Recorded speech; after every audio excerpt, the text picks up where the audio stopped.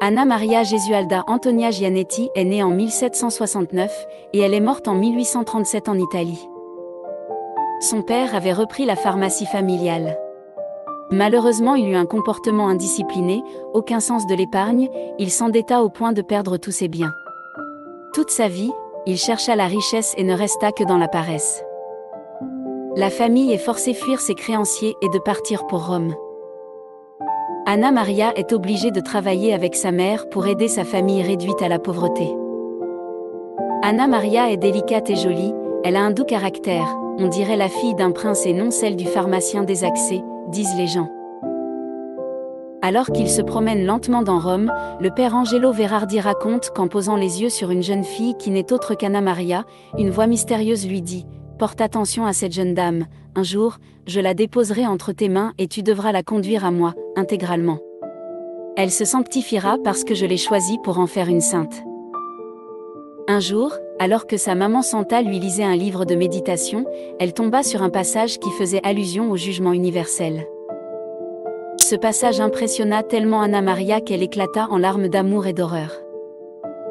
Elle entendit une voix qui lui disait « Voilà, fille et épouse bien-aimée, ton père qui t'a toujours suivie, te destinait à devenir une sainte alors que tu étais encore dans le sein de ta mère. Tu n'as aimé d'autre que moi, et je te garderai même au milieu des vanités du monde. Je ne t'ai pas abandonné, je te préserverai de nombreux périls, de la mort, parce que je t'aime beaucoup. Un jour, tu verras celui qui te parle. » À 20 ans, Anna Maria épouse Dominique Taigi, domestique au palais de Chigi. Son mari est beau, travailleur, sérieux mais aussi grossier, rude et coléreux. Elle fait preuve de patience pour supporter son caractère difficile car elle voit sa bonté d'âme. Elle lui obéit en tout, se force à sortir même si elle n'en a pas envie, m'étant aperçue, racontera Dominique par la suite, qu'elle le faisait plus pour me plaire et m'obéir que pour son plaisir, que c'était pour elle un sacrifice, je la laissais en paix. Ils auront 7 enfants, dont 3 meurent en bas âge. Elle est soignée dans son rôle de maîtresse de maison. Elle se dévoue pour sa famille. Dieu se manifestait à Anna Maria où qu'elle se trouvait, quoi qu'elle faisait, par des visions, des extases, à tel point qu'elle lui disait avec familiarité et simplicité « Laissez-moi, j'ai affaire, je suis mère de famille. » Elle voit pendant 47 ans un mystérieux soleil, un globe lumineux, comme un petit soleil entouré d'épines. Anna Maria y décèle les événements futurs ainsi que l'état d'esprit des gens qui viennent la visiter. Dieu lui dira « C'est un miroir pour que tu distingues entre le bien et le mal. » Très pieuse, elle prie beaucoup. Son mari dira que elle parlait de Dieu sans devenir ennuyeuse comme le sont beaucoup de dévotes. L'Esprit Saint lui confie au moment de la communion qu'elle reçoit chaque matin « Je te destine à convertir des âmes et à consoler toutes les catégories de personnes, prêtres, frères, moines, prélats, cardinaux, et même mon vicaire. » Un jour une femme en haillons, le visage marqué par la faim, serrant son nourrisson dans des chiffons se présenta à sa porte. Anna Maria, pauvre elle aussi, n'avait rien à manger dans la maison. Sa garde-robe était vide. Elle enleva son propre vêtement et le fit endosser à l'instant par cette pauvrette. Puis, elle la pria ainsi, « Je vous prie de revenir tous les vendredis à la même heure. » Pour elle et son enfant, elle trouverait toujours quelque chose. Elle ouvre sa maison, beaucoup de monde viendront la voir pour lui demander conseil. Toute sa vie, elle les reçut avec joie et patience. Mais lorsque son mari rentre à la maison, elle reconduisait tout le monde à la porte, les grands comme les petits. Son mari passait avant tout. Malgré les désaccords, les maladies, les mortalités, les périodes de chômage, les temps de misère, les désaccords entre parents, les contraintes des voisins, le mariage d'Anna Maria fut un mariage heureux. Ma femme, rappellera Dominique après la mort d'Anna Maria, me demanda la permission de devenir tertiaire déchaussée de l'ordre de la Sainte Trinité et je le lui accordai avec la condition, cependant, d'être fidèle à son rôle d'épouse et de mère de famille. Ce furent mes conditions et elle les a toujours observées avec une obéissance prompte, avec exactitude. Anna Maria Taigi reçoit le scapulaire. Après avoir prononcé ses vœux, elle se mit à porter la tunique de laine blanche, le scapulaire de même étoffe avec la croix rouge et bleue sur la poitrine, la coiffe sur la tête, un manteau de mousseline blanche qui descendait très bas, la ceinture de cuir, avec le rosaire pendant sur le côté, les pieds nus, dans des sandales. Cela, quand elle sortait. Dans la maison, au contraire, elle portait la robe en usage chez les femmes du peuple, lorsqu'elle s'adonnait à des travaux domestiques. Elle le fit pendant 2 ans, puis, enceinte de son 7e enfant, elle abandonna l'habit pour ne pas s'exposer aux critiques des autres. En effet, si son mari apprenait que sa femme avait été insultée, il sautait comme un baril de poudre, entrait dans une grande colère contre les médisants. Ainsi, Anna Maria lui cachait souvent les moqueries dont elle était victime. La Vierge lui explique lors d'une vision: il est nécessaire que chacun se persuade, connaissant ta vie, qu'il est possible de servir Dieu dans tous les états et toutes les conditions. Lors des invasions de Napoléon en Europe, ce lui écrivit à Murat, le 20 juin 1809. Je reçois, en ce moment, la nouvelle que le pape nous a tous excommuniés. C'est une excommunication qu'il a portée contre lui-même. Désormais, plus d'égard. Le pape est un fou furieux qu'il faut renfermer. Faites arrêter le cardinal Pacca et les autres intimes du pape. Commence alors le long exil du pape, vieilli et malade. Un jour qu'elle demandait à son époux Céleste la signification de cette terrible permission par laquelle Napoléon Bonaparte avait pu s'emparer, par des tueries et des ruines, d'un continent tout entier, porter atteinte de façon barbare, à tout droit humain et divin, Jésus répondit: à cette fin, j'ai mandaté Napoléon. Il était le ministre de mes fureurs, il devait punir les iniquités des impies, humilier les orgueilleux. Un impie a détruit d'autres impies. La voix céleste lui précisa le jour exact où le souverain pontife rentrerait à Rome pour célébrer la messe pontificale à Saint-Pierre. Elle s'empressa de le communiquer à tous. Lorsque le pape reviendra à Rome après la chute de Napoléon, Anna Maria tombe à genoux devant lui. Jésus-Christ est entré dans Jérusalem. Cet événement rapprochera le pape et Anna Maria qui entretiendront une grande amitié. Le jour de la mort du pape, elle entendit la voix céleste: lève-toi et prie pour mon vicaire qui est sur le point de paraître devant mon tribunal, pour la reddition de ses comptes. Anna Maria prit grand soin de son mari et de ses enfants jusqu'à sa mort. Alors qu'elle venait de perdre son mari, Sophie écrira sur sa mère: elle m'embrassa avec le cœur d'une vraie mère, calma par-dessus tout ma douleur, adoucit mon épreuve en m'exhortant à la foi, à la confiance en Dieu qui avait tout prévu, qui exprimait sa volonté.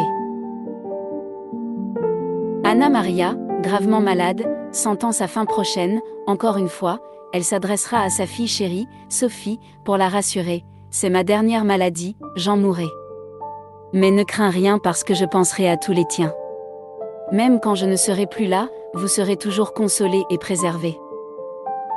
Anna Maria Taigi est morte le 9 juin 1837 et son corps, non corrompu, repose à l'église Saint-Chrysogone de Rome. Elle a été béatifiée le 4 mars 1906 par Benoît XV. Le père Philippe ajoute: elle fit tant et tant, elle pria tellement, accomplit si fidèlement ses promesses à l'égard de son céleste époux, que dans Rome, les plans sanguinaires et cruels des impies ne pouvaient s'enraciner, elle en obtenait la confirmation renouvelée et répétée. Elle ne devait pas s'épouvanter à la vue des complots machinés dont elle était témoin. Les plans des susdits et les rats mis au point, ils verraient tous les fils de leur complot tranchés d'un seul coup, comme il en a toujours été pour cette ville. Voilà pourquoi, je dis ailleurs, jusqu'à quel point Rome est redevable à la servante de Dieu. Prophétie. Le prêtre Nathalie rapporte sous serment ces paroles de la sainte. La bienheureuse me disait que le mal triompherait et que beaucoup que l'on prenait pour bon jetteraient alors le masque. Les circonstances prendraient une telle tournure que l'homme n'y pourrait rien et que seul le bras de Dieu remettrait tout en ordre. Elle parlait encore d'un fléau qui ne viendrait pas des hommes eux-mêmes mais qui serait infligé directement par Dieu sur la terre. Il sera effroyable et universel. Il éclatera inopinément. Les sans-dieu seront alors anéantis. Mais auparavant, la guerre aura tué des millions et des millions d'hommes, et des millions d'autres seront morts d'une mort imprévue. C'est au terme des guerres, révolutions et autres afflictions, qu'elle entrevoyait un tableau particulièrement effroyable. La main du Seigneur ébranlait le ciel, et les hommes, emportés dans le tourbillon d'effroyables météores, mouraient par millions. Anna Maria Taigi prédit. Dieu enverra un double châtiment, l'un part de la terre, à savoir des guerres, des révolutions et d'autres maux, l'autre part du ciel, à savoir une obscurité épaisse. Celle-ci empêchera de voir quoi que ce soit. Cette obscurité sera accompagnée d'une infection dans l'air, ce qui fera périr non exclusivement, du moins principalement les ennemis de la religion. Des ténèbres pestilentielles peuplées de visions effroyables envelopperont la terre pendant 3 jours. L'air sera alors empesté par les démons qui apparaîtront sous toutes sortes de formes hideuses. Tant que durera l'obscurité, il sera impossible de faire de la lumière. Seuls, les cierges bénis préserveront de la mort, ainsi que les prières à la Sainte Vierge et au Saint-Ange. Quiconque ouvrira la fenêtre par curiosité et regardera dehors ou bien sortira de sa maison, tombera aussitôt raide mort. En ces jours-là, tous doivent rester chez eux, réciter le rosaire et implorer la miséricorde divine. Tous les ennemis de l'Église, cachés ou apparents, périront pendant les ténèbres, à l'exception de quelques-uns que Dieu convertira bientôt après. Le fléau de la terre a pu mitiger par les prières, mais non celui du ciel, qui sera épouvantable et universel. Après les ténèbres, Saint Pierre et Saint Paul descendront des cieux, prêcheront dans tout l'univers et désigneront le pape. Une grande lumière, jaillissant de leur personne, ira se déposer sur le futur pape. Saint Michel Archange, paraissant sur la terre sous forme humaine, tiendra les démons enchaînés jusqu'à l'époque de la prédication de l'Antéchrist. Le pontife choisi selon le cœur de Dieu sera assisté par lui de lumière toute spéciale. Son nom sera vénéré dans le monde et applaudi par tous les peuples. Il est le pontife saint, destiné à soutenir la tempête. Le bras de Dieu le soutiendra et le défendra contre les impies, lesquels seront humiliés et confondus. Il y aura à la fin le don des miracles. Des nations entières reviendront à l'unité de la foi et la face de terre sera renouvelée. En ces temps-là, la religion chrétienne se répandra partout et il n'y aura plus qu'un pasteur. La Russie et l'Angleterre se soumettront, la Chine se convertira. La religion doit être persécutée et les prêtres massacrés. Les églises seront fermées, mais seulement pour un court laps de temps. Le Saint-Père sera obligé de quitter Rome. En 1818, parlant des fléaux de la terre et du ciel, Anna Maria précisa qu'ils pourraient être atténués par les prières des âmes pieuses. Elle prédit que des millions d'hommes sont appelés à mourir par une main de fer. Un grand nombre mourront à l'occasion de guerres, de litiges, par traîtrise, et d'autres millions par des morts imprévues. Le pontife qui régnera, en sera un qui n'est même pas cardinal. De plus, il ne demeure pas à Rome. Il sera applaudi par les peuples et craint par les rois. Le Turc lui-même le vénérera, demandera à le féliciter. Il fera des réformes. Il instruira le peuple, recevra des secours de toutes parts. Les impies seront écrasés et humiliés, beaucoup d'hérétiques, sous son pontificat, retourneront à l'unité de la Sainte Église catholique romaine. Des nations entières arriveront ensuite à l'unité catholique. Plusieurs Turcs, païens et juifs se convertiront, en demeurant tout confus devant les chrétiens, admirant leur ferveur et l'exactitude de leur vie.